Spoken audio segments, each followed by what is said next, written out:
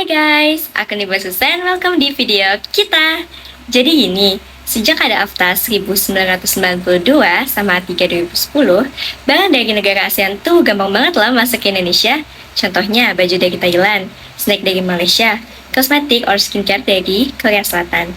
Lewat jalur ASEAN masuknya cepet banget loh guys, pajaknya juga tipis, sounds good right? Yes, tapi hati-hati, gak semua barang itu aman. Ada yang kualitas abal-abal, bahkan ada yang gak cocok sama budaya atau agama kita yang mayoritasnya adalah Islam. Nah, disinilah aturan lokal kayak SNI, label gizi, sama sertifikat halal jadi filter biar kita nggak rugi sebagai konsumen. Di video ini, tim kita ada 7 orang. Kita bakal bahas bareng-bareng dari kasusnya, lembaga-lembaga yang mengurus aturan SNI, label halal, dan nutrisi. Efeknya ke ekspor-impor sampai dampak terhadap perdagangan dan konsumen. So, jangan skip, sekarang Gilan Ginton yang bakal spill kasus awalnya. Terima kasih nih Bras, halo nama saya Ginton Sianaran yang akan menjelaskan materi selanjutnya. Jadi gini, ASEAN dari dulu udah nerapin AFTA tahun 1992, terus tahun 2010 ada A3, intinya barang antar negara bebas pajak hampir nol. Data area 2019 nunjukin kalau perdagangan ASEAN naik lebih 2 kali lipat sejak itu. Contoh simple, dulu kalau impor makanan kena pajak gede, sekarang bisa masuk gampang banget. Nah, enaknya buat konsumen sih kita punya banyak pilihan barang. Tapi resikonya kalau nggak ada filter lokal, barang abal bisa banjir pasar. Makanya ada aturan kayak SNI, label nutrisi sama halal. SNI itu kayak pagar kualitas, label gizi bikin kita tahu apa yang masuk ke tubuh. Halal bikin konsumen muslim tenang, semua itu jadi garda depan biar pasar bebas ASEAN tetap aman buat kita. Nah, untuk materi selanjutnya akan dijelaskan oleh Nina. Dia bakal bercerita tentang lembaga yang mengurusi aturan ini. Di tengah perdagangan bebas ASEAN yang membuka pintu lebar untuk produk impor, regulasi nasional jadi benteng utama untuk ngelindungin konsumen kita dari barang asing yang mungkin gak aman. Jadi ada 2 lembaga utama yang kerja di balik layar, BSN dan BPOM. BSN atau Badan Standarisasi Nasional, mereka yang bikin SNI. FYI sampai tahun 2022 udah ada lebih dari 13.000 standar. Dari helm motor, makanan, elektronik, semua ada standarnya biar aman. Bahkan sekarang ada 205 produk yang wajib SNI. Jadi kalau kalian beli barang ada logo SNI-nya, fix itu udah lewat tes kualitas. BPOM atau Badan Pengawas Obat dan Makanan ini yang mengurus label gizi. Sejak aturan 2018, semua makanan olahan wajib ada info kandungan gizinya. Dan survei AFBA 2022 bilang 65% orang Indonesia itu udah mulai baca label gizi sebelum beli. Jadi makin banyak yang aware, nggak cuma soal makanan enak doang. Intinya kerjasama BSN dan BPOM ini sangat erat untuk jaga kualitas hidup kita di pasar regional ASEAN yang semakin kompetitif. Mereka memastikan semua produk impor nggak cuma murah, tapi juga aman dan bermanfaat.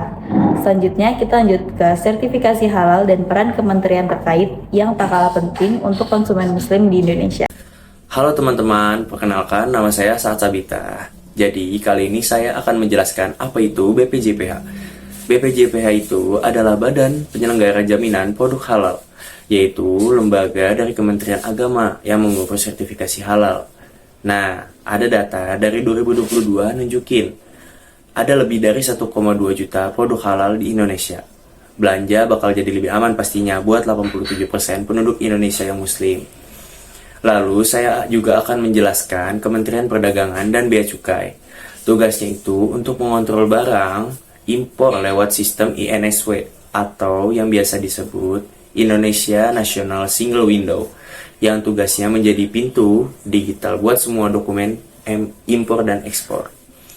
Lalu ada juga Kemenperin atau Kementerian Perindustrian yang tugasnya mendorong industri halal dan standar nasional Indonesia.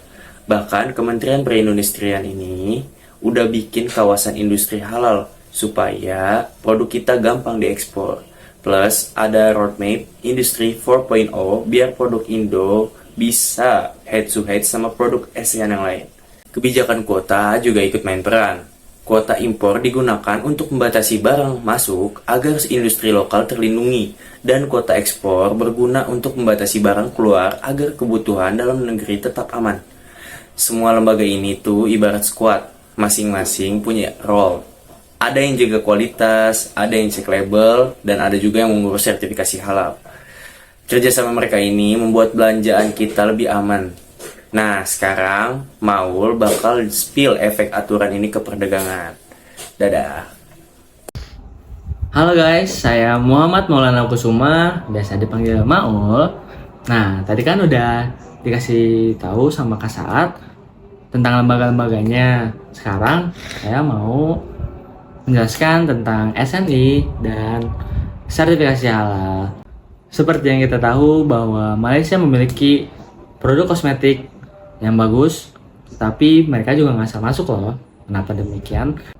Karena mereka juga harus memiliki label SNI dan sertifikasi halal. Kalau misalkan mereka tidak mempunyai sertifikasi halal dan SNI, mereka tidak bisa masuk ke Indonesia. Dan aturan ini yang menjadikan Indonesia menjadi pusat halal di ASEAN. Selain itu, ada yang namanya kesepakatan Mutual Recognition Arrangement. Nah, kesepakatan ini dibuat pada tahun 2022 oleh ASEAN. Jadi, jika negara memiliki sertifikasi halal, negara lain bisa percaya dan hambatan dalam perdagangan internasional bisa berkurang dan memudahkan barang untuk masuk dan keluar. Tapi, kalau aturannya beda-beda, bisa ribet banget. Kayak kena pajak tersembunyi atau biaya tambahan. Nah, pada data studi 2019, ada perbedaan standar yang bikin pajaknya lumayan gede banget loh. Makanya, menyamakan aturan SNI di level ASEAN dapat memudahkan kita dalam ekspor dan impor. Dadah! Halo guys, aku Marsha. Jadi di sini aku mau bahas efek ke kita sebagai konsumen. Pertama, pada saat ini orang Indonesia semakin selektif dalam memilih barang. Sekarang banyak yang lihat-lihat dulu label halal, SNI ataupun kandungan gizi sebelum mereka membeli. Data Nielsen pada tahun 2020 bilang kalau pasar halal tumbuh 10% setiap tahun. Lalu, survei Nielsen pada tahun 2022 bilang kepercayaan konsumen naik 15% kalau ada label halal ataupun SNI di dalam produk.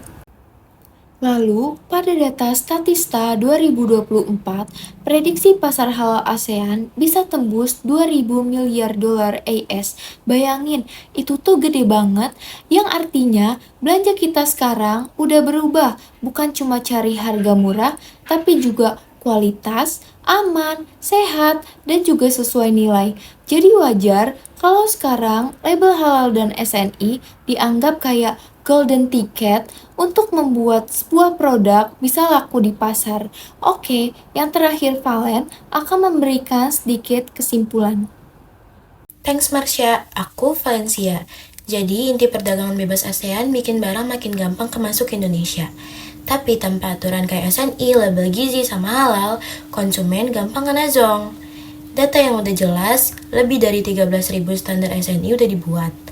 Ada 1,2 juta produk halal yang tersertifikasi dan kepercayaan konsumen naik 15% berkat aturan ini. Jadi aturan ini tuh bukan sekedar formalitas, tapi beneran ngejaga kita. Dan gak cuma proteksi aja loh, ini juga bikin produksi Indonesia makin kuat buat bersaing, bahkan bisa jadi leader halal di ASEAN.